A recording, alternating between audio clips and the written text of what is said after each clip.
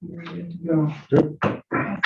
All right, we will start February 10th, 2022, 6 o'clock. We are here for a special council meeting that was called and noticed for 24 hours. We have everyone in attendance tonight. We'll start out with a prayer or thought offered by Council Member Grover. We'll have a pledge of allegiance. We'll go from there. Somebody coming in?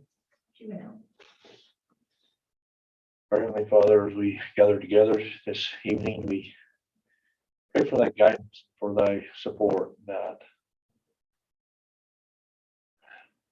we can project the will of Landing City and what's best for Landing City, that we can not go off of emotion and feelings, that we'll look at the facts and do that which is best for this city, for our local businessmen, for our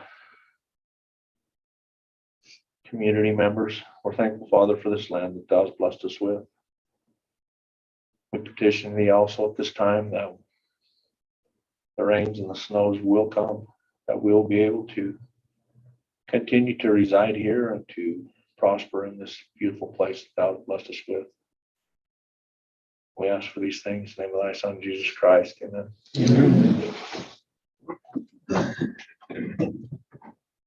I pledge allegiance to the flag of the United States of America and to the republic for which it stands, one nation under God, indivisible, with liberty and justice for all. All right. Do we need a motion to approve the agenda? Because I know we're not approving minutes, but do we need to approve this? I think you do. Okay, I will take a motion to approve the agenda, the consent agenda. I will make a motion to approve the consent agenda. Okay. I'll second that. All right, we have a motion by Councilmember Nelson and a second by Councilmember Perkins. All in favor? Aye. That is everyone. Okay, any declarations of conflicts of interest? Okay, we will get started. So our business item tonight is the Sportsman's for Fish and Wildlife application and the occupancy requirements at the Wellness Center. I'll just start by saying that these decisions are super complicated for us, for you guys, for everyone here, and sometimes feels like either way we're put in a bind and someone's going to be mad either way, and a lot of thought has gone into this, a lot of phone calls and texts and emails and just different things, and we have to use what we've been given, and we, are elected to make these decisions. So here we are, and I think we can work through this tonight with organization and with, we can talk and do it in a way that we can get it done quickly and effectively. So we'll go from there. I'll let you. Yeah. So, Mayor and Council, just I guess a little bit of preface, then I'll get into the questions that I was asked to follow up on with the fire marshal. And my preface say is, please understand that the information here are simply facts that we as staff has gathered. The recommendation being made has nothing to do with my personal feeling or sentiment. And as many people have said, and staff and public have said, it's a tough decision and we're not sure what we would do if we were in your shoes. However, my recommendation is based solely on my professional recommendation. And as I see it, where things stand with code and what the situation is, what I feel is in the best interest concerning liability and other things. So please understand that that's where my recommendation is coming from.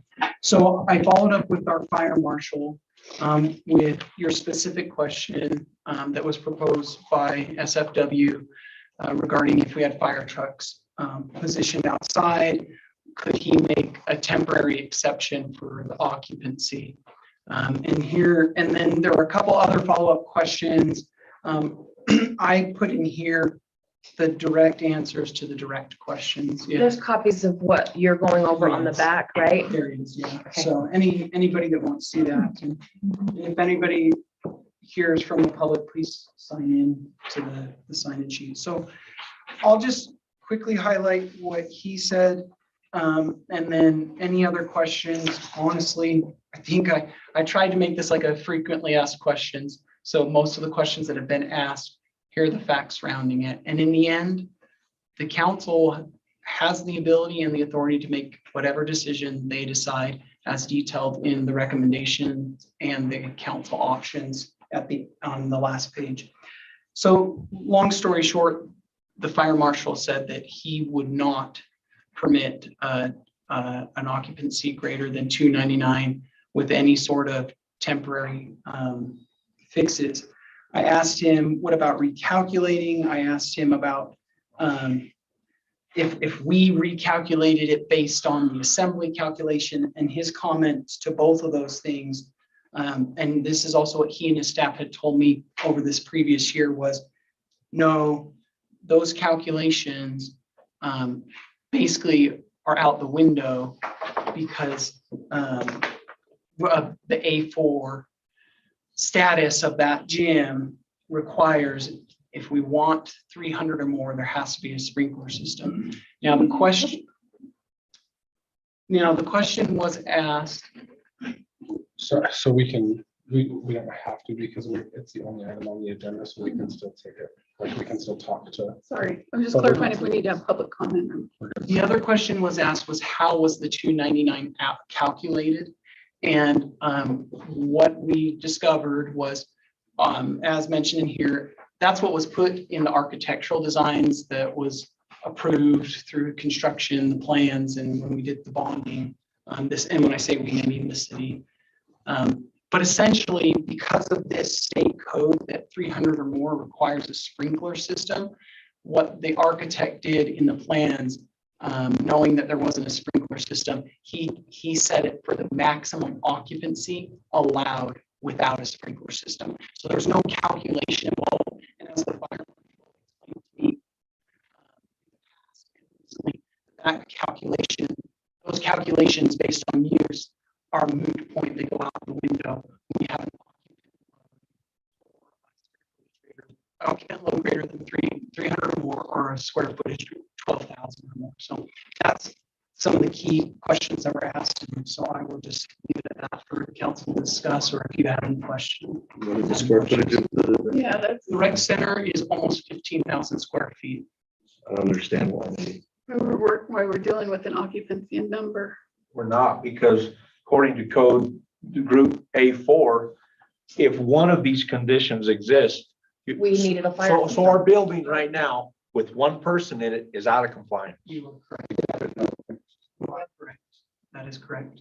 So some of the information in here is not accurate because a lot of this information is based on an occupant load of 300 or more, but that's really a moot point. No, Occupancy is null and void. well, It's out. It's not even a topic of discussion. That's a. so yeah, so important let me, question. what I'm getting at is, I was asked to look into the 299. Okay. So that's where all these responses are. I was asked specifically to look into the 299, and that's the information I'm providing to you here. And it was pointed out to me by staff that the square footage of the gym is 15,000 and exceeded the 12,000. Now, in prior discussions with the fire marshal, the questions were about the occupancy, and that's where his that's where his recommendation stemmed from. Now, based on the situation, the fire marshal essentially will honor an occupancy up to the 299. Basically, he's saying he's not going to come shut us down. As long as we're under the 299, we're still good because we're making a concerted effort until we can get the wellness center up to code. Similar to what we're doing with the showers. Exactly. That's right. What about insurance? Does insurance still The follow insurance, him, his recommendation? in my discussions with the insurance basically similarly, but that honestly, there's no guarantees. So that I will leave it at that. There's never a guarantee. And so, but the insurance recognizes that historically we've had this 299 posted, and that they have, been insuring us up to this point. And so my discussions with them is, hey, at least keep it under the 299, because technically with the square footage, what Councilmember Grover said is the case. So So what you're saying is that the fire marshal is okay to break his own state code for 299. Which is what we don't That- know because he's not I'm going to not- answer no. that. But per the Well, answer, Does he know the size of the building? he does, and I'm not putting words in his mouth. Like I said, I don't know. But it's on paper here that we can occupy this building if it's under 299 per the fire code. We're breaking fire code with one person in that building. He's right. He's absolutely right. So all of this thrown aside, we're here tonight to either keep the building open, allow the SFW to have their dinner, or we shut the building down until everything can be met. I don't So- think that so those are our two tonight, choices. so tonight, the business item is specific to the sportsman's banquet. If we felt like we needed to close the building down after this, we would come back and do that, I suppose. So But tonight specifically, that the business item is the banquet and the And occupancy. if I can add, I think you bring a very fair point. What I would add though is I would not say, hey, we're already over in the square footage, so let's double the potential liability by also going over the occupancy. That's why we've already been doing that. And now we're trying to make sure we at least maintain within the occupancy so we don't have two strikes against us in that regard. That's why I said I'm not putting words in the fire marshal's mouth. He's not saying he's okay with it, just go with it, I'll turn a blind eye. He never said anything like that. What I'm saying is we have one strike against us currently. My recommendation is not to make two strikes against us. And similar to the showers, we're trying to find a means to do it. But again, I'll leave it, it's the council's decision. I might be jumping ahead, but what a fabulous attorney have to say about this. Yeah, Eric, if you want to chime in. I think this weighs in a And lot. you can see on page, at the top of the page, at the last page, are one of the recommendations he made to me in our discussion. So, Thank you. Let me just check. Can you guys hear me okay? Our sound is off Is that down? down in the corner there. Right here, so it's all. Oh, hold on. You said you weren't tech savvy and you just proved you are.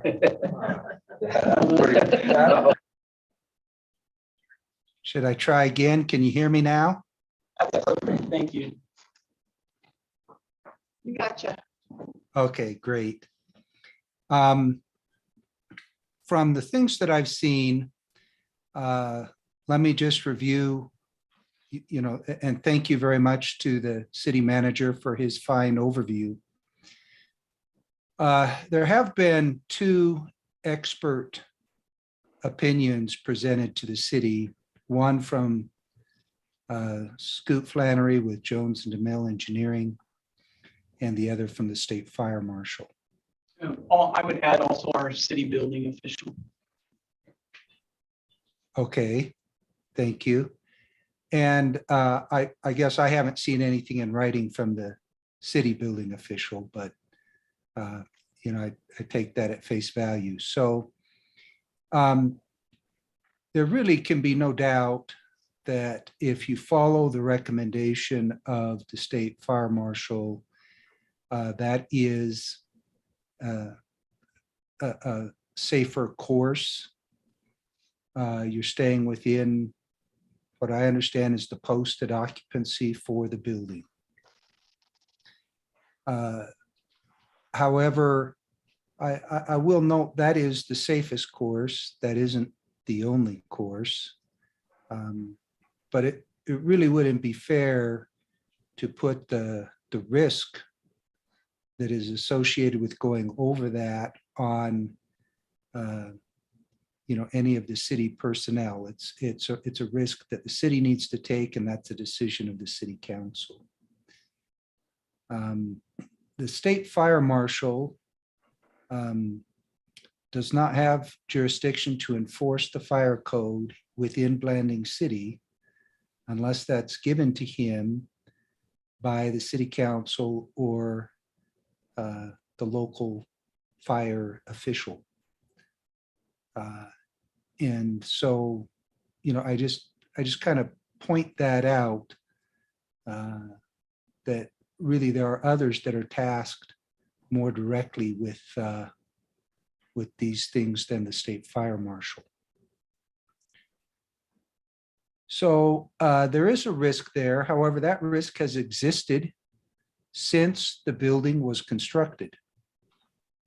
And based on the information that I've seen, there are north of about 25 events per year that meet or exceed the occupancy requirement that are currently being held. I assume that over a number of years, those have been held.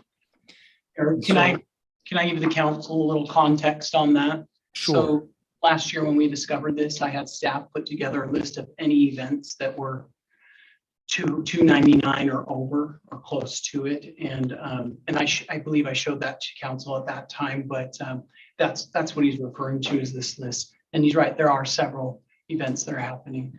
So sorry, Eric, thank you. Thank you.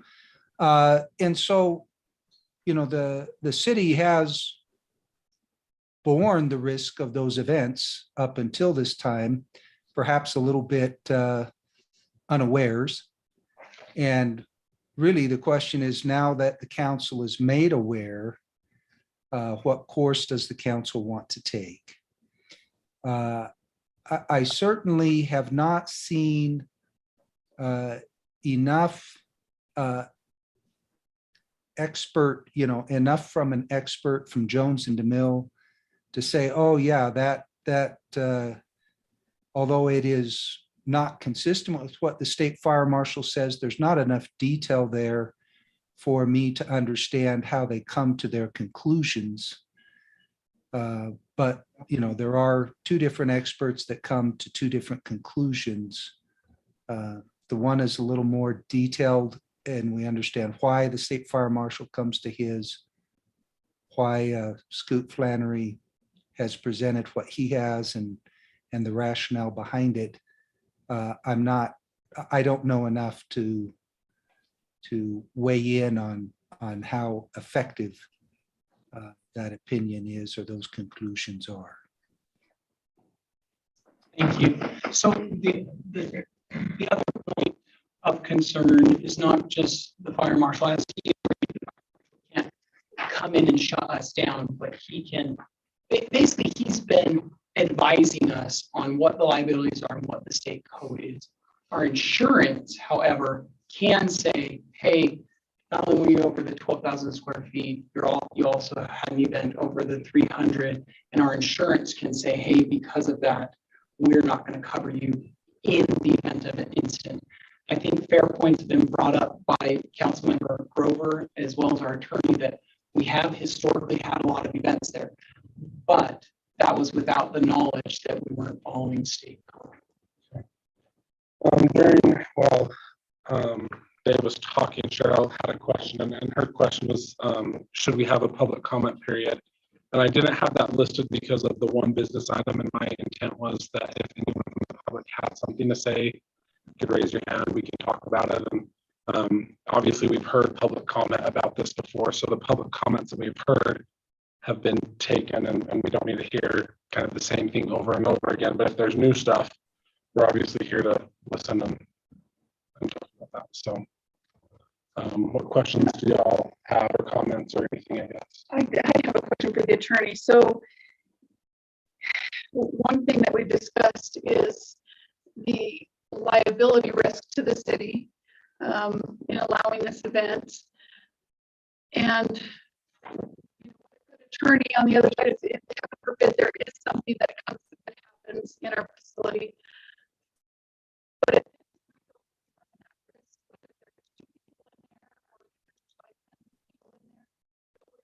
same risk of if the state fire marshal does not have jurisdiction over us, which I'm glad to hear he does, and I think it should be local. But if something happens in the wellness center, whether there's 2 people in there, or 500 people in there. I apologize. Your mic is kind of cutting out. I didn't catch most of that. Let's see if I can say it that good again. I don't know. Can you hear me better now? That is a little better. Is it better? Okay, good. Move this closer to you.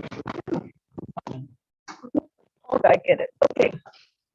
So my question was, due to the situation that we're in, knowing that the size of our building requires a fire suppression system. We had talked in the past about if heaven forbid something happens at any point in time here from here on out, but with the SFW event, a good attorney could jump on the fact that the occupancy load says 299. But my question is, don't we run the same risk as whether there's 2 people in there or 500 people in there based upon the current code? And I added, especially given the fact that the state fire marshal does not have jurisdiction over us. And I'm glad to hear that because I think it should be done on a local basis. I don't think he knows our entire situation. So my question is, isn't the liability the same? Well, yeah, the risk really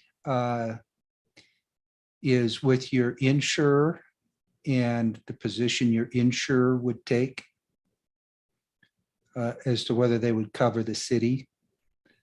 And I don't know that the insurer has, had enough. They've kind of given a preliminary indication of concern, but I haven't seen that they have taken an official position on it.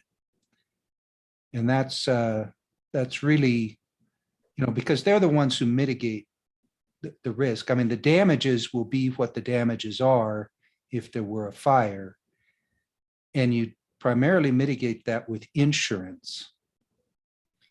And so, if your insurer, in light of what is now known, would cover or not, and I don't think you have an official position from them on that. What they did was they provided us with excerpts from our policy. And here's the excerpt that they sent regarding that. What was it in the last meeting? It was, so. Okay, so I've read all that. Well, just for the public Gotcha. information, I was going to read it. So it says that any claim or suit arising out of willful violation of a penal code or ordinance committed by or with the knowledge of or consent of any insured, except that any fact pertaining to that insured shall not be imputed to any other insured. So it's saying if you make a willful decision to violate the code, then it will not be covered. Well, I would. okay. probably- And Oh, yeah, I go ahead. see, there's a lot of different ways that can be understood. Okay, because if there was a violation, a willful violation of the code, it's not by you. Okay, I mean, the problem with the building occurred 11, 12 years ago. Yeah. Okay. Yes, council member. We've known about this problem for the past year. We have willfully, for the past year, disobeyed fire code insurance. I'm gonna ask, We were David? not aware of the square footage. we were aware that we were in violation. Well, but what And the Eric is code, saying, and the code. what Eric is saying is that the willful part is not on this. It was when it was done. But And okay, Bill. then, that's not willful, but the last year has been willful because we had code. Whatever this number is, G4 group, A group. How many events have we had in the last year with more than one person? all of them. We have willfully for the last year. That's not accurate. No, it is No, accurate. because It's for the last 100% year, accurate. for the last year, we followed what we understood as a building occupancy of 299. Okay. And that's what we did. Now we understand as we've dug deeper that it actually includes the square footage. We didn't understand that Did for you last year. read this a year ago? The first time that I heard about the occupancy level, or excuse me, the size attached to it is now. Yeah, that is correct. Last year. Did you read it last year? Last year, the information that was provided from the fire marshal was only related to the occupancy, because that was the That's what we specific were question working we were asking. I did not know about the square footage size until this week. I did not know that portion of the code Mr. Hostler, did you know this building code? I've read all the codes, but I wasn't familiar with this code with that building, no. until this week. What Mr. Hostler, Scoot, and the fire marshal all brought that other portion of this code to our attention. I disagree. I believe we've willfully been in a violation for a year. So, Mr. Johnson, what were you saying? Go ahead. Well, I was just going to, what I wanted to point out is that there's multiple ways to interpret that language about willful violation. Okay. And there certainly are grounds for an insurance company to interpret that in a way that they could argue it would deny coverage and should. However, I'm not prepared to say that it clearly would be established if they argued that it was a willful violation. There are other ways to look at it. Thank you. So I guess to add to that, we have had past incidents of injury at the wellness center. Were those covered by the insurance in the past? Kim, do you know? I believe there was someone that got injured at the showers outside. There was multiple attempts at that, and because of our record keeping and things, they weren't able to pursue it anymore. There was no Okay. neglect. I just thought maybe that might be helpful to know. So, I have, Scoot, are you here representing sportsmen? Are you on the board? You're the one that can answer questions? Okay, so. Yes, please. Approach the bench. No, not that. However close you want. Eric, how are you? Very good, right on. So, just like we learned about this a year ago, you learned about this a year ago, correct? So as far as the 12,000 square feet, no. Okay, right, but I mean, you knew last year when you held your banquet that we were not in a position as a city to be able to do a 500+ event. It was learned by SFW. Last year. Last very year. Short time prior to the banquet, yes. Okay, So I'm just sorry, I just want to clarify. So last year at the banquet, you knew about this and it was kind of brought to your attention? So let me back up a little bit. I'm not the president. or I know, anything like that, but I was aware that there was a concern. Is it your opinion that other people that are in charge knew about it? That there was going to be a problem? I can't speak with them. I can say that our staff do have record of text messages even in October where they were made aware and these discussions were Last had. October? Mhm. Yes. I okay. guess I just don't, So, the failure's on us. We didn't read the code. We should have had the fire sprinklers put in the last year. So I don't think the failure's on their part. I just but you have were to also state that. part of the discussions where we realized 500, or even $200,000 is a lot of money for our city. 500,000 is a lot. So, but that's, my next question is, so this is a problem. It's a problem for the city. And what we're specifically discussing tonight is the issue of that you'd like it to be bigger because it is a fundraiser, and the more people, the more seats you can sell, the better it is, I guess. Correct. Yeah, it doesn't pencil out. We have to do it for less than. Okay. So, what are your solutions? Because we've been asked to come up with solutions, and we've been trying, but I what? appreciated some of the suggestions, I mean, Logan had an idea. He said, hey, can we put a tent outside? Can we split it into 2 events? I think that was one that Councilmember Nielsen had. It logistically doesn't work where it's an auction, it's a fundraising event. Everybody needs to be in the same space. It's difficult to tell certain members, hey, guess what? Your seats are outside today, but everybody else gets to sit inside. It makes it very difficult, and it makes it to where it doesn't work logistically for the function of the event. Okay, but so you knew a year ago that you needed to find an alternative place based off of our inability to do more than 299. I don't know And so- what direction was given to SFW. as Okay, far as so- going to search for a new place. So I'm not hearing any solutions from you Well, that The would, solution is they can go to On Moab. Tuesday, I had a solution. It's not written in the code book. And so of course the fire marshal's not going to say, oh yes, this will work great, because it's not written in the code book. But we will happily offer a table to 10 firefighters. And the value of a table, by the way, we sell those for about $1,800. We'll offer a table with the tickets and everything to make them want to be there. Sit outside the building, have a fire truck pumped up or hooked up that is ready to go. That fire truck can put 1,000 gallons a minute on any fire inside that building. And the response time is this instead of 911. Yeah, The only thing that I would add to that is in the email from our insurance, they said it was not just about fires, it was in respect to any sort of accident got or hurt. incident that could happen. and one thing that I'd like to bring up about that, just knowing how it works. So first of all, the occupancy is determined by the space first, very first, that's what happens. And then the architect writes it down and says, okay, this is what it is. Now we're going to design the egresses.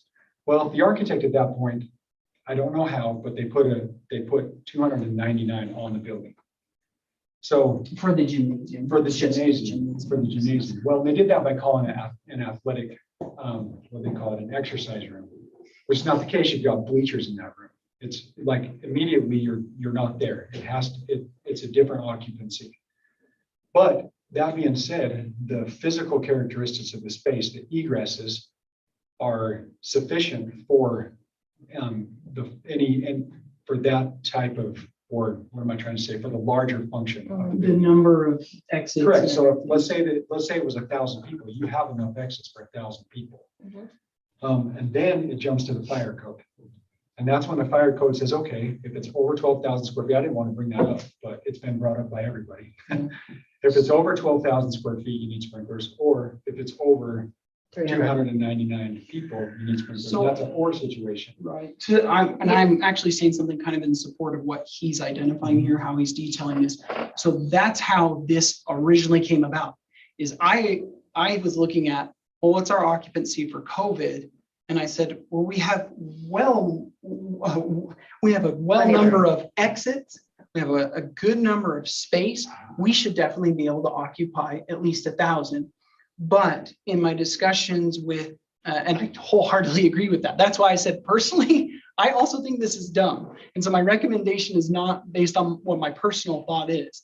But in researching this, talking to the fire marshal, talking to our building official, it's apparent that the 299 was set because fire code, even though it is supposed to function the way that Scoot just described, it was set trying to get the max occupancy without a fire suppression system.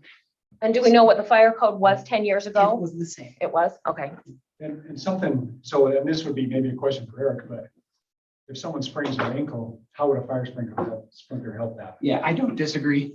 You know, voice over alarm, right? How does a Absolutely. And that's- $160,000? That's a good question for the insurance company. Yeah. If they say fire, it doesn't just come down to fire, well, then we need a true occupancy on that building. We need an accurate one, because what if it has nothing to do with the Well, fire? and that's where I mentioned here is the fire marshal has said over and over again, even though they don't enforce it as was explained, but was that But I'm talking about, what if there's not a fire? Because the likelihood of a fire is a lot less than somebody falling and breaking their leg. But then we already know that per Right. the code, we have to change it anyway, so. No, I understand that, but I'm talking about right now today, in the Okay, situation that we're in. If gotcha. somebody's there playing basketball and they fall and break their leg, the insurance company is saying that they're not gonna cover it? if, based on my discussions with them, which was solely on the occupancy side of it, not on the square footage side of it. Haven't had the square footage discussion with them yet. Oh, But okay. basically, they were saying if we instilled or if we allowed an occupancy over 399, yes, essentially, 99 or I'm sorry, 299. If we allowed it over 299 or 399, that there's the potential that they would not cover it, is what they were saying. That But was before they knew about the size of the building and the. yeah, code. before, Okay. I still got to find out about the square footage Right. portion of So- it now, because I just found out about If the that question was yesterday. asked, if the question was asked to either the state fire marshal or to your insurance company, will you continue to insure this building even though it requires fire sprinklers and the square footage is over 12,000? Or will you allow us to continue to operate in this building? I agree with that. question. Until, What would the answer be to that question? Yeah, I do believe that's a. That's And I- not- and I think that's- And I feel the same way regardless of, but I am nervous. I mean, a big question is, so we've been told by the fire marshal, the expectation, we've been told by our insurance, the expectation, and we make the decision to ignore that. Do they pull our occupancy permit immediately? I'm just saying that. I'm not asking you to answer that. But he doesn't have And- jurisdiction. And I know, well, but Mayor? I wouldn't Kim. want to ask them, but yeah. So I have a question, and I just need to maybe Eric can clear that up for me. When you're talking about the insurance and will it cover or will it not cover? What we have seen in the past is that all has to do with negligence. Thanks, David. So if we are not covered for the insurance under the fire, but somebody falls and breaks their leg, there would still have to be some proof of negligence on the part of the city that caused that leg to be broken, correct? Yes, there would be. And, the city would certainly have an argument that, the fire code is there to protect against fires. And the injury was not caused by a fire. And therefore, even if there's non-compliance with the fire code, the insurer should still insure the city against that. If we On the were other neg- hand, the insurer may argue the other side of that. And that's why I was saying the insurance kind of said it's likely that we wouldn't cover you, but because every situation is unique, they can't give a definitive answer. If we go over the. Councilmember Grover. But that was when they didn't know about the size of the building and the violation. SFW brought to us a liability form for insurance. The industry that I work in, we do liability for every place we go. If we damage or break anything, or someone gets injured because of us, we have that liability. The city we're being covered by the person that wants to put on the event in our place by providing insurance above and beyond our insurance. Once we're listed as a, So, As yes. if we're listed as a, I don't know what Yeah, it's called. I'll add two things. to that. Additional So insurance. one is, three things. One is we'd have to know, or we'd have to be listed as additional insured on their certificate, which we still need that to happen. Two, we need to know that their insurance is aware that our building does not meet fire code. Because if they get the insurance and put us as additional insured and then later find out that we didn't meet state fire code, they may say, we didn't know it didn't meet state fire code, therefore it's void. And that wouldn't be our responsibility. Right. And the third thing is, you're right. If they cause damage, then their insurance would cover it. But if any harm was caused to them because of our building or an incident in our building, then that wasn't caused by them, then that's where our insurance would kick So- in. That's a hypothetical. so even if they scale their banquet back to 299, which we're still in violation of, they don't have to give us an alternate insurance if we do that, if they do that. No, they still would. For an event, it's in our event Okay. policy. Okay. They would, yeah. Kim, did you have a? I have another question for Eric. Which So- Eric? You're okay. So if we go ahead and we do this and SFW comes in with their insurance and heaven forbid, something did happen on their part, would they use that, the fact that we shouldn't have held the event because we were out of code and not pay for that? Anybody following that? Right. Mhm. So could that be a problem? Well, let me reiterate that, the safest course, which is what is being recommended by the state fire marshal, that is the safest course. And when you deviate from that, there is some risk. And when you're talking about, the 2 layers of insurance, does that mitigate some of the risk? Sure, it does. But Okay, But historically, they're gonna go after who has the deeper pockets right. or who's perceived to have the deeper pockets. I mean, because or Scoot, did you- deny the coverage. And we've seen some of that. And Did you have anything else you wanted to add, No, Scoot? the only, if you guys don't have any more questions for me, the only thing I want to say is that I sent that information from myself personally and not from Jones and Mill. I am quite familiar with a lot of that stuff, but I'm not representing Jones and Mill anyway on that as myself. And if I can add, Scoot has been amazing. I mean, he's trying to represent the best interests of SFW as he should. And if I were in his position, I would as well. And so I really appreciate, he's been very respectful and helpful. Him and I have had phone calls and conversations, as I'm sure some of you have. as and your well. data was extremely helpful. It was Definitely. useful. If I can ask one more question, do you know, is the high school still open? I mean, is that still a second option?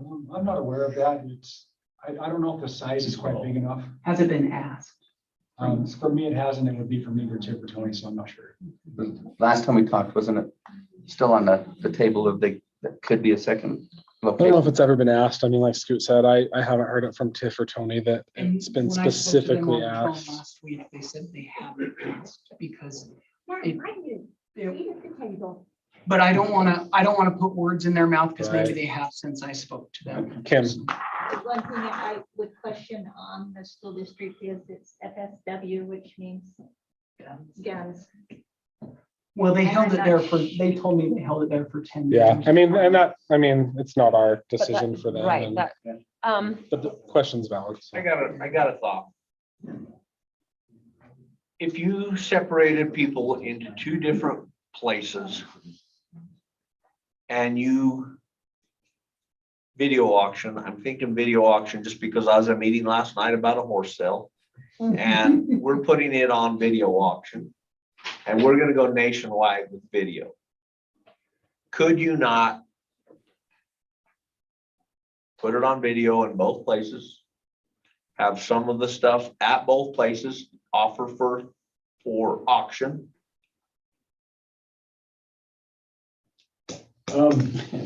I think he's saying it, that is a thought. I mean, we get that that's not ideal. It's not- going it's back not into just COVID a- things, we would- but- We would look for a location that lasts for everybody.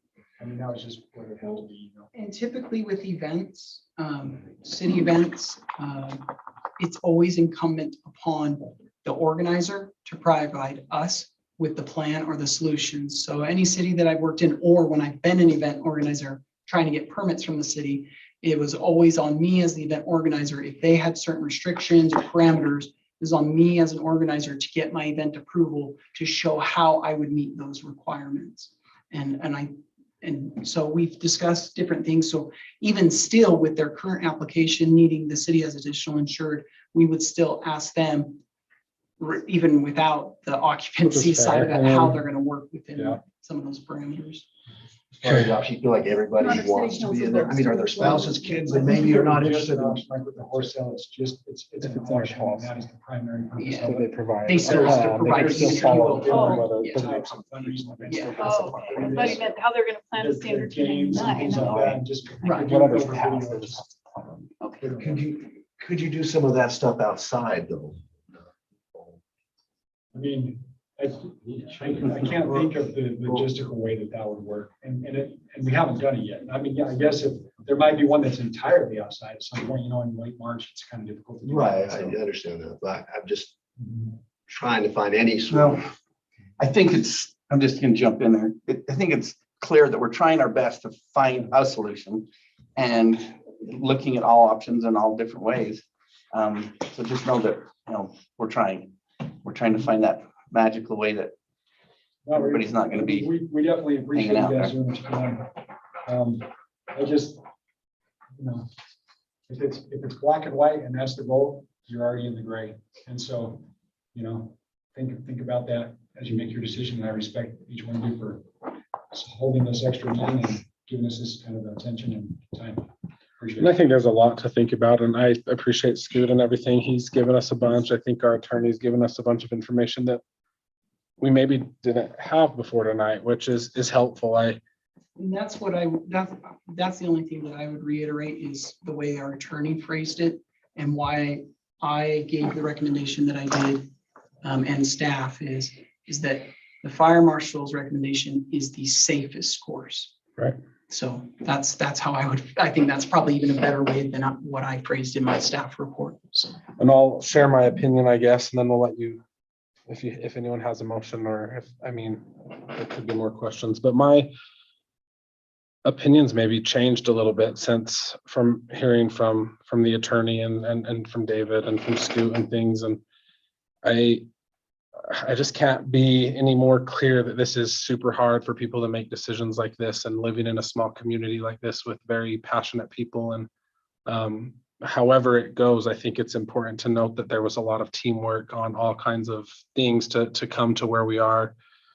For me, the biggest take from all of this is that we have to fix the fire suppression system, period. Like this event, the person going into exercise tomorrow, whatever use is being done, the problem has to be fixed, which we'll take care of that at our next meeting. But I find a lot of value in the Sportsman's Banquet. I think that they bring value to our city. Obviously, they find value in the city because they wouldn't be asking us to do this if we didn't. And I think it's a tough decision.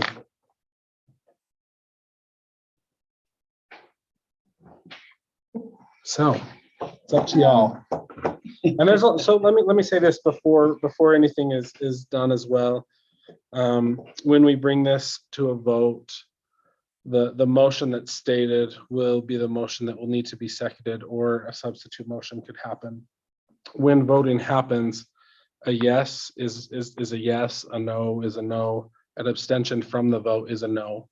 For anything to pass, we have to have 3 yeses to make that happen. There's a tie, you have to break it. There won't be a tie because there's 5 people here, and an abstention is no. It is a no. Yes. The only way I get a vote is if there's 4 people. Mayor, do you want to do a roll call vote in this one? Just and typically you do it in a group vote, but in the circumstance, if you wanted to do that differently, Yeah, doesn't matter. I mean, either way, everyone will get their vote. So Okay, I have another question about liability. So now that we're aware and we're specifically talking about occupancy, I'm not talking about square footage. I'm specifically talking about the 299 because that is what is on the table today. That's what we're trying to figure out. Now that we're aware of that, if I were to make, and I'm hoping that Eric, our lawyer, knows this, but he might not. Do I become personally liable and no longer covered under the city council protected insurance to where someone could sue me and my family? I'll let Eric respond to that, but I will tell you that part of my professional recommendation was also a safeguard to myself to not be held personally liable. And that's part of why I made the professional recommendation that I did. Yeah, the council has fairly broad immunity when acting as council members for the city. Obviously, the more you're aware of a problem and still move forward, there's you know, a little more risk there. I can't say that, you know, I can tell you definitively, but it seems to me that there isn't a significant risk of personal liability. But I'm not familiar enough to give you a final answer that there's no risk. Okay, so there, I mean, there's a risk to Some that. risk. There's a risk to the city. I know, but I Yeah. can't afford $1 million lawsuit. And I mean, we're struggling to figure out how to come up with $500,000 for sprinkling system. And if we move forward, then we're saying we can afford out of city taxpayer dollars to pay for a multi-million lawsuit. Well, what are we gonna say to the next group that comes in next week and wants to hold same kind of an event? You know, how do you say yes to this one and no to the next one? Or do you say yes to all of them? Or, I mean, because each And once you one's, say yes to one, you have set a precedent. you Well, kind of put yourself out there again. And we weren't gonna bring it up tonight, but we did, but saying yes to a basketball game might be just the same, you know, That's my and I don't know, like Saying yes to somebody going in and working out by Right. themselves in that building is saying, we're gonna do it. Because whether or not you list that occupancy at 299 and go with that, you're still in code violation. We all now know that we are in code violation. But in good faith, we're moving towards getting the sprinkling Exactly. system. Right. In We good we faith. can't afford it. But the occupancy is so- not, the occupancy is really a moot point. That 299 means It's nothing. nothing. Except the that's what building- the insurance is looking at. And I agree, and they don't know yet the information about the size. And so the occupancy needs to be set correctly, and Brett can't do that, correct, until we have a fire suppression system. Right. Can you not set that? Because the occupancy is not accurate. It's moot because our facility is too big. Well, the code has those two triggers, the size of No, the it has space one trigger, and the. one and trigger. the One trigger. occupancy. I thought it one was two trigger as in well, that but it's code. not. It It's said one. this or this. No, it says, Does not. it There says isn't it meets one. building where one of the following conditions exist. I Yeah. had to go back and read that again. That would be considered or. Yeah, this or this. this or this If or you meet this, so this just any requirement of or them. this requirement. So that's why your design professional that did your No, no, building. no, I'm sorry, we have to stop because I disagree. you're saying that if the One building or the exceeds other. 15,000 square foot, and, other, saying one or the other. One or. So because the if it code meets reads, either requirement, it kicks in the need for a fire sprinkling system. If you have 300 people in there, or if you have over 12,000 things, you have to have a fire sprinkler. He's saying what you're saying. oh, okay. Yes. So because we're over 12,000 square feet, we need a fire suppression system. Yep. Yes, Okay, he's saying gotcha. exactly what you're So saying. really, the occupancy we know is not accurate. Because it was based on they didn't factor in the size of the building, or they gave it the wrong use, one of those two. So my question is, you can't go in and reevaluate the occupancy because of the size, because it does not have a fire suppression system. Is that correct? Well, that would put me, it's doing something against state code. If I went in and tried to recalculate the thing now that we're aware of the fact that you have to meet those two requirements. Who would do that? Like once, I can do it once you have a fire sprinkling system. in there. Okay, do you know the math on what that occupancy would be if we had a fire? Well, you have a couple of there's three different things. If you have like a quilting thing in there where there's not much stuff, it's 7 square feet per But there's a person. more fire hazard. If it, yeah. If you have a fire suppression If system. you have a table, yeah, if you have a table and chairs, then it's 15 square feet. And I mean, the code delineates all this stuff. I think that data was in what Scoot sent us. I tried to read it on my So phone. to give you just some approximate numbers from prior conversations, approximately an assembly is around 1,400. Tables and chairs approximately around 600. A gym space, I think it's around. You're saying 3 people.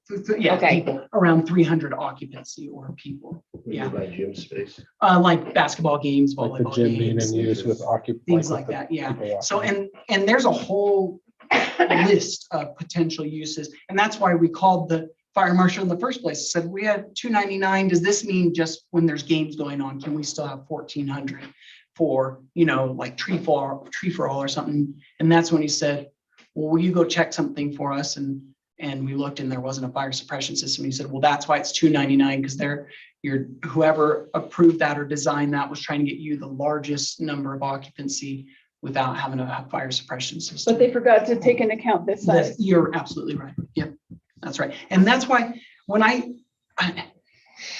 wanted you to be aware of all of those facts. Yeah, no. And that's why I said, I'm here to just give you the facts to help you make the decision. But I still go by my recommendation based on, We've what heard has your been recommendations. communicated. Well, once we make a vote on this, your feet are in the fire, buddy.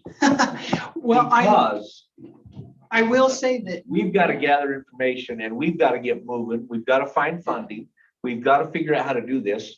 And your feet are in the fire. So I will tell you a few things.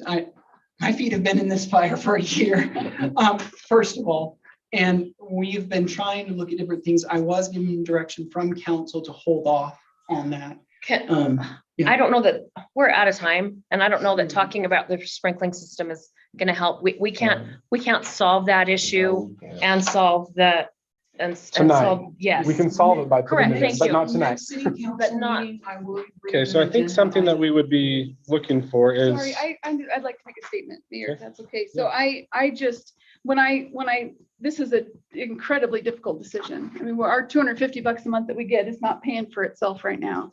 But that's why we're voted into office. It's why we choose to run. So when I look at this situation, I factor in, I'm actually factoring in the past years and things that we've done here in the past years, but I'm also factoring the benefit versus the risk. And for Len, because you're newer, the SFW is an event that we pride ourselves on. We have very few large event holders who will come to Blanding because of our lack of infrastructure. So this event is the biggest event, the biggest private event that's held in Blanding, and they fill our hotels, they fill our restaurants. I don't The know that dollars- they do. Excuse me just one second. They do. I own a hotel and I know that they fill our hotel. And I'm not basing this decision on that, but that makes me understand the benefits that this event has on our city. So I'm just saying that I'm weighing the risk versus past performance versus benefit. And I think we cannot have this discussion without presenting the information that the benefit that SFW brings to this community and what it would do if we lost this event to another area and they chose not to come back. It's something I'm factoring in, so I'm just stating that. I also am taking into account that for me today, the 299 doesn't matter anymore. It really doesn't. We're violating this code. We should have read this code a year ago. We should have got this done. This is council's fault. This is the city manager's fault. This is probably partly on Brett too. We're all responsible that we didn't know that code. That's our fault. We should have got the sprinkling system in last year, factoring that in. I think that for me today, we are out of violation, whether there's one person in there or 300 people in there. So how do we mitigate the risk if we're going to continue to have the facility open? That's it for me. Well, and the reason that I say I'm not sure that the economic benefit is because at our last meeting, they said 500 people came in. And initially that assumption was that the 500 people is from out of town. And then Tiffany said 400 were local. But 100 So, Okay. 100 are hotel Which is rooms. fine. I It's a don't think lot it of matters the hotel- number. okay. It is a lot of hotel rooms in Blanding. We don't have that many, so it's. But a I lot. also look at the businesses we're benefiting. The gentlemen that were in here last week trying to get us to approve their lot, their development of their business, we're helping them. That's what they do. They're outfitters. They depend on hunters coming in more than they depend on tourists up to this point. We've got how many outfitters in Blanding? How many houndsmen in Blanding? How many deer hunters, elk hunters that And I'm not saying they don't matter. I know that there's people in this room that have benefited greatly from the Sportsman for Fish and Wildlife and prizes that they've won and things that they've won. It's brought the community together, I believe. Okay.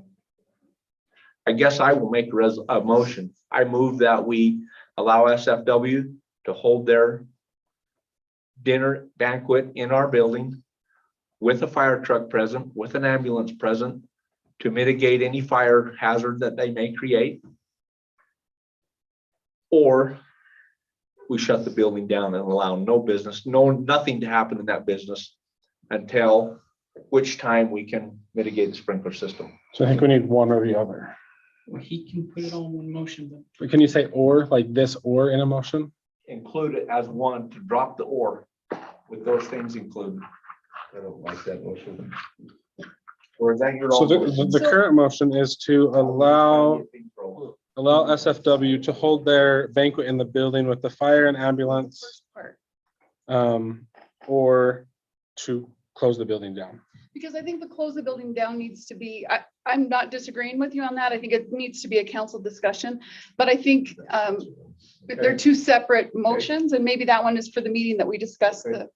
I can agree with that. So we need to make an alternate motion, or can he Can I advise? There's no amend my second. motion to the sportsmen be allowed to have their banquet with fire suppression truck there? Yes. At what capacity? Capacity. So they're, You tell me what capacity. We've just discussed for an so hour. that per we their have no application, their application is 550. capacity. Good with it.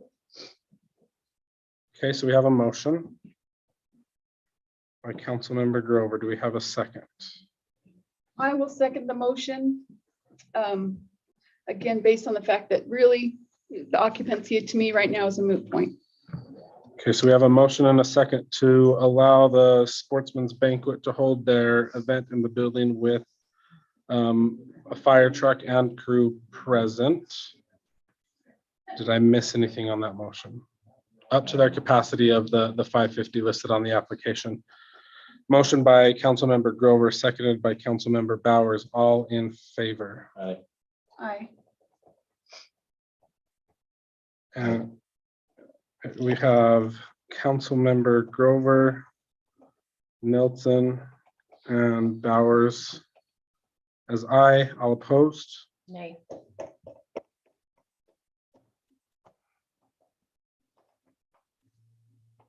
I think there's a lot of risk, and I'm having trouble picking one side or another, but I would have to go to the nay. Okay. I think the risk is really hard. And the abstention is a nay as well, but It's so, still a no. yeah.